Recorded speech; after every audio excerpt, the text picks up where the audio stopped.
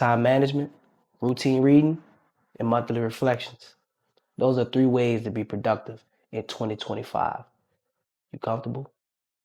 Get your... Yo, what's up, family? Welcome back to the channel where we talk about reshaping your habits around healthy lifestyles and money. So like I said earlier, I got 3 ways for you to be more productive, man, moving forward in your life. Okay, let's get into time management. The objective is not for you to be a robot. I know you're not a robot. The objective is to optimize the time in your day. So for instance, from 4:30 a.m. to 6:30 a.m., I'm in the gym or I'm hitting the trail around my neighborhood. We haven't gotten this far, but I'm a trader. So I need to be in front of my computer before 8:30 a.m. So I'm usually in front of my computer around 7:45ish. I trade from 8:30 a.m. at market open all the way until 11:30 a.m. because those are the most optimal times for the market. Then I give myself like a little break from around like 12 to about 3 o'clock. And within that break, I might be watching YouTube videos. I might be checking my emails, checking my market briefs. I'll fix me some lunch and I'll be back in front of the computer before the market closes at 3 p.m. After that, from around 3 p.m. to about 4:30, I'm marking down the things that went on in the market and I'm doing my reflections and my analysis to prepare for tomorrow's market. From around 4:30 to about 7 o'clock, I'm doing YouTube reviews. I'm reviewing my content. I'm watching the things that y'all saying in the comments. I am digging into my crafts. I'm digging into my skill sets. I also have more free time to do whatever. But the whole point is I have a schedule and I'm able to get done in that schedule, but it's in blocks. I'm not stopping what I'm doing at 8:10 a.m. and then at 8:15 a.m. I'm doing that. Nah, man, it's just giving me a parameter for the that I need to get done within those time frames. And that allows me to have a purpose. It allows me to build my foundation and I have a purpose and I'm pursuing something. And it allows me to be more productive and get a lot of things done within that day's time span. So time management, man, don't sleep on it, man. Really take that serious because it'll put you 5 years ahead, 10 years ahead. I promise you that.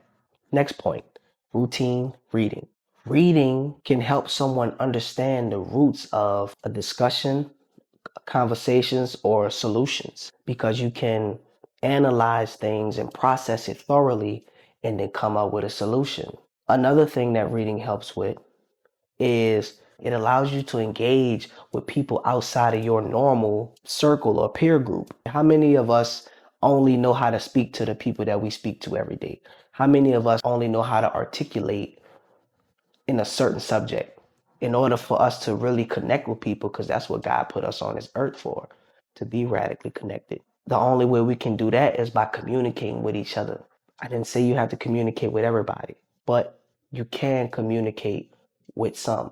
And when you're able to articulate, because you've brought reading into your practices, man, you'll be surprised of how much information you can process and how much better you can understand these conversations that other people are having that you may be in tune with, like government officials or like a seminar that you might go to or a book reading or a convention that you might be at, and you able to have these different conversations with these different levels of people, and it's a beautiful thing.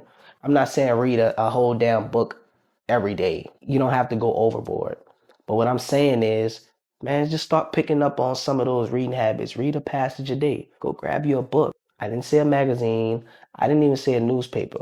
Why? Because a book has a beginning, a middle, and an end.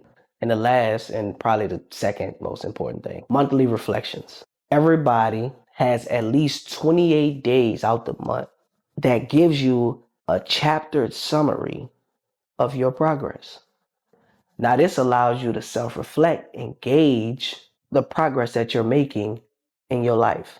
So now you can't look anywhere else but in the mirror when things are not getting done that you wanted to get done or that you needed to get done. Because now you're holding yourself accountable. Daily reflections it could become overwhelming. There's just too much you're trying to do. You're not even giving yourself enough time to really digest what you're doing or what you want to get done.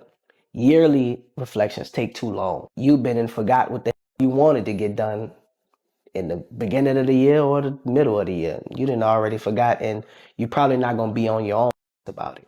But those monthly reflections, they just right. They just right. You gotta look in that mirror. And it's quick enough for you to kind of check yourself. And I think that's really important. And that also gauges your performance. We just always need to be at a point where we holding ourselves accountable for what we need to get done. I think sometimes we give too much power to other people or an accountability partner. The first thing we got to do is look in that mirror. And those monthly reflections are at the forefront of that. Put it in your phone, put it in your notebook, whatever your eyes are on all day. Set your alarm, set your reminders. But you know what you got to do. So stop procrastinating, man, and really get to this, man. Because guess what? December coming anyway. 2027 coming anyway. 2030 coming anyway. So let's really dive deep into what we got to do, man. You the one that got to break those generational curses. So that's what we need to do.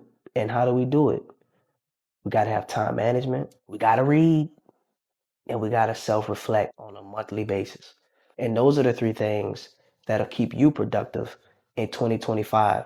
And I want to thank y'all, man, for tuning in, for tapping in to another video. We love hearing feedback. We love hearing the things that y'all want to hear us talk about or what we need to work on or anything in that nature, man. Share, like, subscribe, tap in, man. Email us. I like talking to people, like I said in the video before. I enjoy this, man. You can count on me every other week. But so I thank y'all again for tapping in. And it's all about the guns and butter.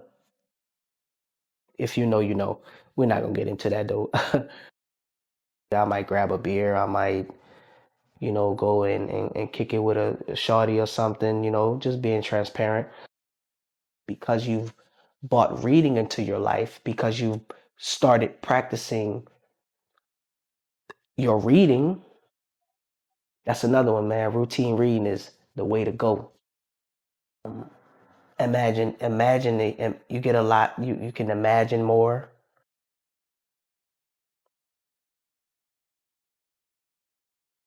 That gives you, right? I just put it last because something needed to go last.